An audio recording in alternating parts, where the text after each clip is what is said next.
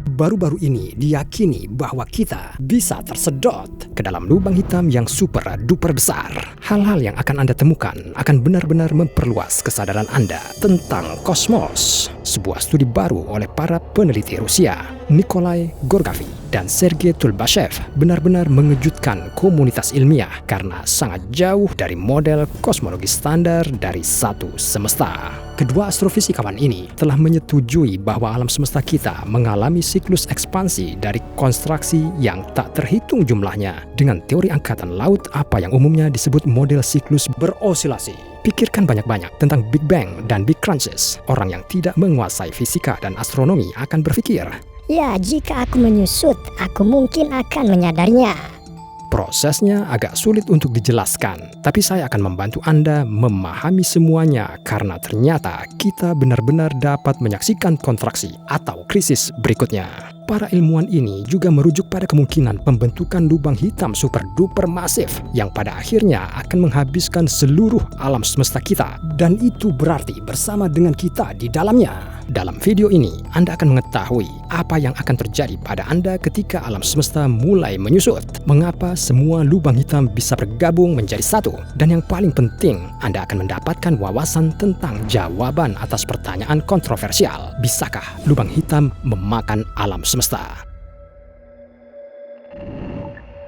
Bagaimana lubang hitam mempengaruhi alam semesta? Kita sering dibingungkan oleh fakta bahwa hanya 5% lautan di bumi telah dieksplorasi. Itu tidak seberapa dibandingkan dengan apa yang kita ketahui dan yang tidak kita ketahui tentang materi gelap dan energi gelap. Pengetahuan tentang proses yang terlibat dengan lubang hitam supermasif ditingkatkan ketika Gorgavi dan Tulbashev membahas masalah ini. Sekarang ini diperkirakan ada lubang hitam supermasif sebanyak galaksi besar di alam semesta di sekitar 100 miliar dengan satu lubang hitam besar di tengahnya, tetapi menjelajahinya jelas sulit dan bermasalah. Fisika modern mengetahui 85% massa semesta kita, sesuatu yang tidak kita ketahui apa yang kita sebut materi gelap, dan sebagian besar energinya, jika Anda dapat mempercayainya, juga tidak diketahui.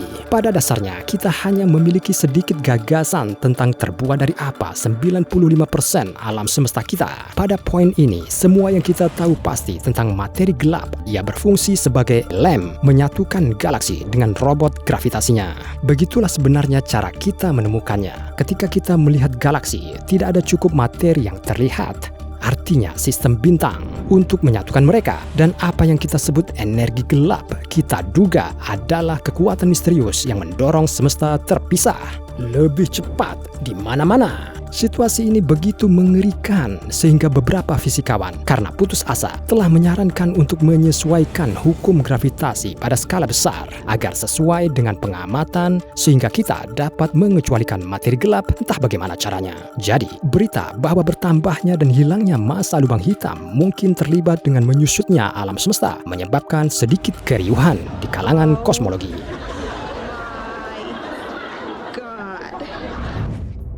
Kebanyakan fisikawan tidak pernah memikirkan hal seperti itu sebelumnya. Teleskop luar angkasa Hubble telah mengamati jarak bergerak menjauh dari benda-benda dekat bumi dan bintang-bintang di pinggiran galaksi. Dengan bantuan Hubble, kita mendapati bahwa alam semesta mengembang dengan kecepatan 74,03 plus atau minus 1,42 km per detik per megaparsec. Sejauh ini, bagi sebagian Anda, ini hanyalah angka-angka yang aneh dan tidak dapat dipahami, tapi segera semuanya akan masuk akal. Tetaplah bersama saya.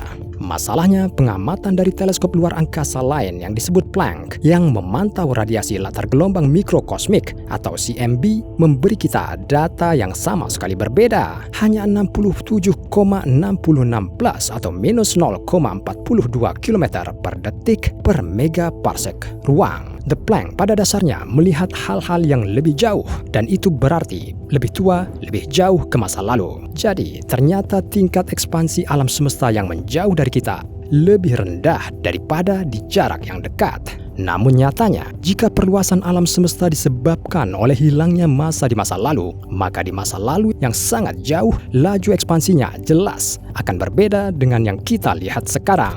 Tapi tetap saja, apa yang terjadi dengan energi gelap? Mengapa energi gelap lebih kuat di area yang lebih dekat dengan kita daripada miliaran tahun cahaya dari galaksi kita? Dan yang lebih patut dipertanyakan, revolusi astronomi mengenai gelombang gravitasi yang terjadi pada tahun 2016.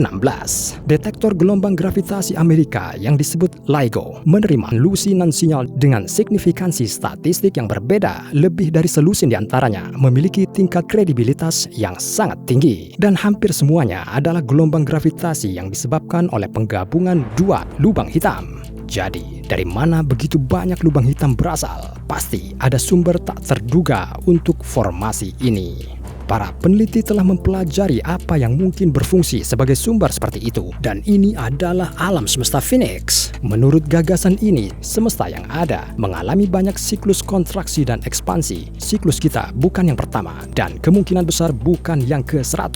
Itu hanya salah satu dari siklus yang tak terhitung jumlahnya, seperti banyak yang datang sebelumnya dan banyak yang datang setelahnya. Pada fase pertama setiap siklus, alam semesta kita mengembang seperti yang terjadi sekarang, mencapai ukuran puncak, dan kemudian pada fase kedua ia mulai menyusut. Dengan kompresi atau konstruksi ini, jarak antara lubang hitam terus berkurang, dan di fase terakhir dari siklus menyusut, diameter alam semesta tidak lagi menjadi 100 miliar tahun cahaya seperti sekarang, tetapi hanya sekitar 10 tahun cahaya. Saat lubang hitam bergabung satu sama lain, jumlah mereka akan terpotong menjadi 2. Kemudian massa total alam semesta akan berkurang sekitar 5% karena massa diubah menjadi gelombang gravitasi tak bermassa.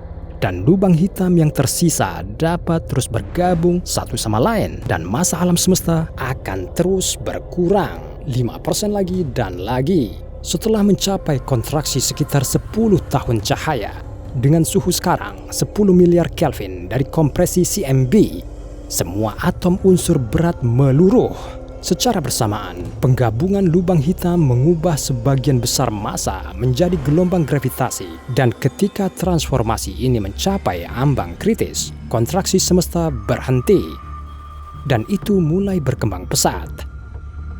Momen ini dalam model Tulbasev dan Gorgavi ditafsirkan sebagai Big Bang, awal dari siklus pengembangan berikutnya dari alam semesta Phoenix. Anda mungkin bertanya, jika alam semesta kita sedang dalam proses mengembang sekarang, bagaimana alam semesta kita yang mengembang mulai menyusut? Nah, ketika lubang hitam bertabrakan seperti yang disebutkan, mereka memancarkan gelombang gravitasi kontraksi. Evolusi alam semesta Phoenix memiliki kemiripan dengan gaya pendulum kolosal. Saat bandul berayun ke atas, energi kinetiknya berubah menjadi energi potensial, dan kecepatan ke atas secara bertahap menurun, akhirnya mencapai puncak dan pendulum berayun ke bawah lagi. Semesta saat mengembang akan mengubah energi gelombang gravitasi menjadi massa sampai ada begitu banyak massa sehingga ekspansi digantikan oleh kontraksi. Tetapi agar proses ini terjadi, semesta membutuhkan intervensi materi gelap. Akankah kita bisa mengamatinya? Mungkin.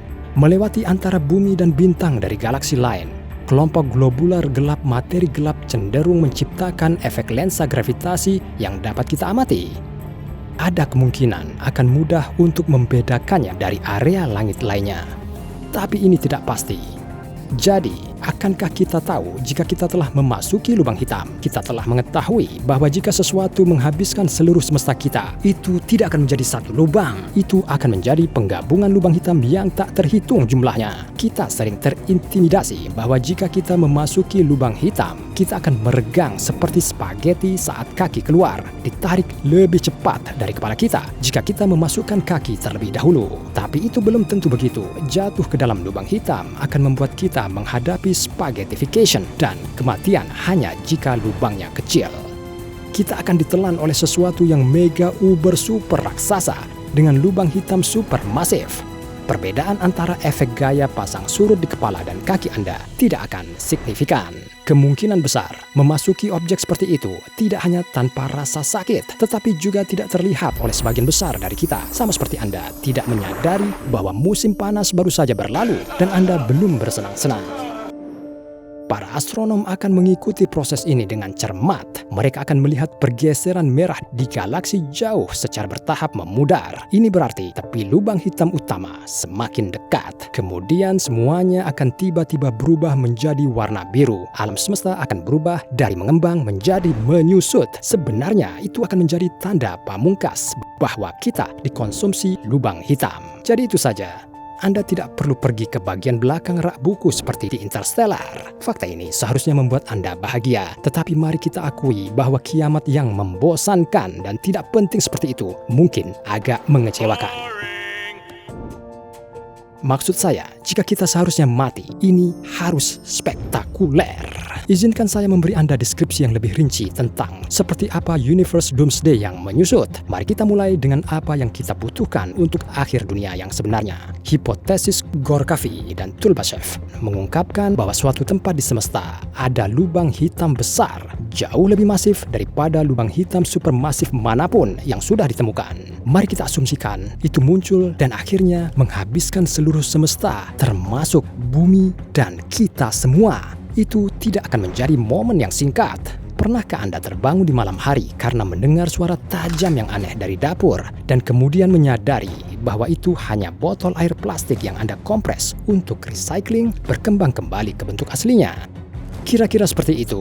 Tapi butuh miliaran tahun, bukan hanya beberapa detik, untuk mengecilkan semesta dan untuk menghentikan ekspansi. Menurut perkiraan yang dibuat oleh Gorkafi, dibutuhkan 10 hingga 20 miliar tahun dari sekarang. Kompresi terbalik atau konstruksi mungkin memerlukan 29 hingga 30 miliar tahun lagi. Tapi akhir akan datang pada akhirnya. Pertama, langit malam akan menjadi sangat panas sehingga setiap makhluk hidup akan mati di permukaan semua planet. Kemudian menjadi lebih panas, suhunya akan mencapai 100 miliar derajat. Dan saat itulah alam semesta menyusut dengan cepat.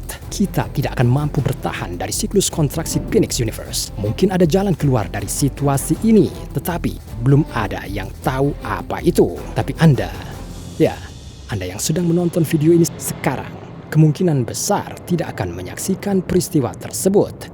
Jadi, Armageddon akan menjadi perhatian keturunan kita yang jauh. Jika mereka berhasil mencapai waktu yang begitu jauh, yang tentu saja tidak dijamin dengan cara apapun. Hanya ada satu orang yang bisa melihatnya, Jared Leto, karena rupanya pria ini tidak pernah tua dan akan hidup selamanya. Jika semesta bisa menjadi Phoenix, apakah kita bisa juga? Studi oleh Gorkafi dan Tulbashev benar-benar menakjubkan. Bahkan cukup sulit bagi kita untuk mengkonseptualisasikan sudah berapa lama alam semesta kita muncul. Tetapi jika alam semesta kita bukanlah hal yang sekali, tetapi berkonstruksi dan mengembang berulang kali, mungkin ini bukan pertama kalinya kita berada di sini. Bahwa kita, Anda dan saya pernah ada. Jadi tentu saja beritahu saya di komentar jika Anda pernah mengalami deja vu.